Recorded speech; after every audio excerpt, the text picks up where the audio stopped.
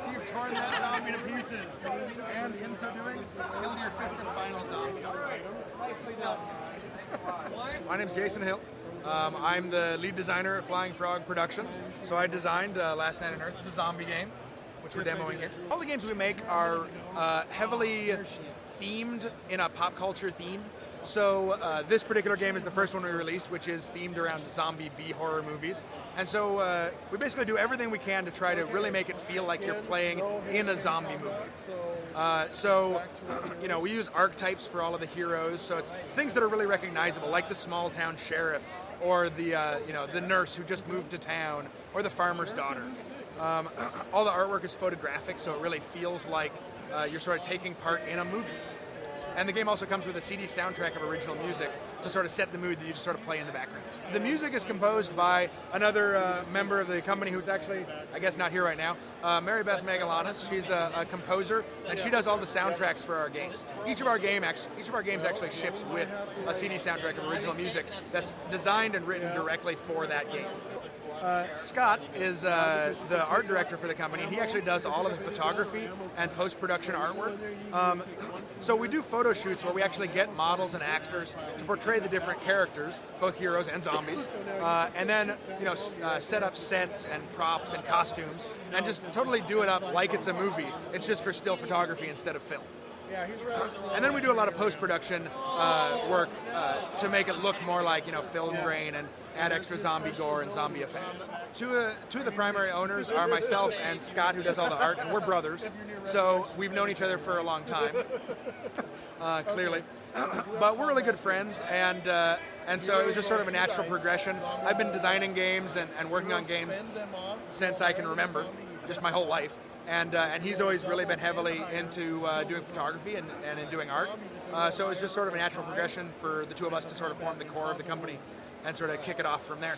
I designed this game, and we've been around for a long time, actually.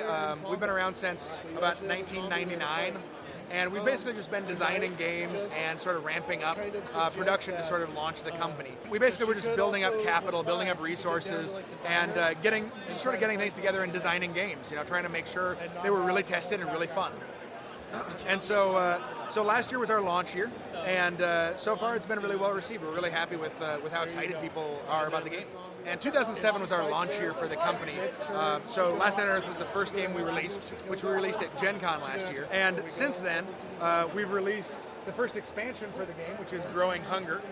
And that adds new characters, new boards, new rules, just generally sort of expands the game. That came out last spring. And this coming fall at Gen Con, again, we're releasing another game, which is A Touch of Evil, the supernatural game. And so that's coming out this September. And that's basically a game that's set in sort of post-colonial America around 1800. And it's a small town is being terrorized by a supernatural villain of some sort.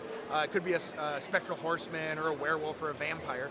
And so each of the heroes is basically come to this small town. They're sort of outsiders that's come to the town to try to hunt down and defeat the villain and try to save the town. And with that game, you can actually play either competitively or cooperatively. If you play cooperatively, everyone is sort of working together. And if you play competitively, everyone is racing against each other to be the first to defeat the villain. And of course, in the cooperative game, you're fighting a much stronger version of the villain, so it's not the same as if you were playing. Well, truthfully, we first announced the game at the Gamma Trade Show last year, and that's also when we sort of announced the company, being coming into its own, I guess you could say, launching. And so far, we haven't actually done a whole lot of advertising. Mostly, it's been word of mouth. And just sort of spreading the buzz. But, people come and they play the game and they get really excited and they tell everybody else, and then those people come and play the game. So it's been very grassroots. But so far, it's been very successful. So we're all really excited that it's being so well received. I think that the biggest advice I would have for people that make games or that want to design games is to, the most important thing is just to do it. It really has very little to do with worrying about, money for funding or trying to sell it to a big company. The most important thing is believing in what you're doing and just really putting yourself into it and trying to make it as good as you possibly can. Really test it, and if you really put your heart into it, you'll probably, and put your time into it, you'll probably have something that people will really like and enjoy. and from there it'll just sort of hopefully springboard for you. We're still a very small company.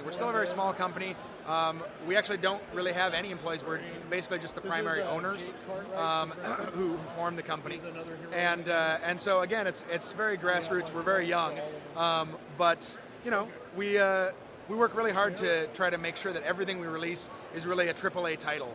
And you know, we use the highest production standards, and we really put ourselves into it and try to work as hard as we can to make sure that it's really cool. We're really designing the games that we like to play.